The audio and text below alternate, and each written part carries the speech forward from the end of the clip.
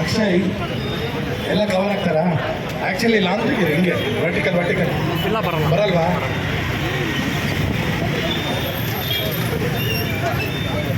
Sir ಒಂದು byte ಕೊಡಿ. ಇದು ಕರ್ನಾಟಕ ಪೂರ್ತಿ ಈ ಒಂದು ಸಂದರ್ಭಕ್ಕೆ ಈ ಥರ ಒಂದೆಲ್ಲರೂ ಹಂಚಿ ಮನೆಯಲ್ಲಿ ಮತ್ತೆ ಅವರು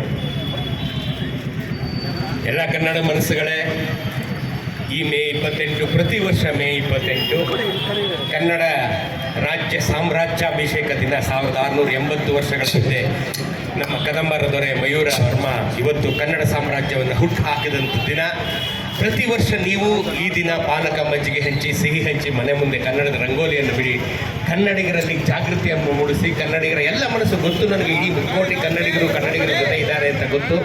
ನೀವೆಲ್ಲರೂ ಮುಂದೆ ಬಂದು ಕನ್ನಡದ ರಂಗೋಲಿಗಳನ್ನು ನಿಮ್ಮ ಮನೆ ಮುಂದೆ ಬಿಡಿಸಿ, ಕನ್ನಡದ ಬಾವುಟಗಳನ್ನು ಕಟ್ಟಿ ಇಡೀ ಜಗತ್ತು ನೋಡಿ ಬೆರಗಾಗಬೇಕು. ಎಂಥ ಪುರಾತನ ಸಂಸ್ಕೃತಿ ಇವತ್ತು ಹೇಗೆ ಮೈದೆವೆರಳಿತು ಸ್ವಾಭಿಮಾನದಿಂದ ನಿಂತಿದೆ ಅಂತ ಪ್ರತಿಯೊಬ್ಬ ಭಾಷಿಕನಿಗೂ ಇದು ಹೆಮ್ಮೆ ತರುವಂಥ ವಿಚಾರ ಆಗಬೇಕು.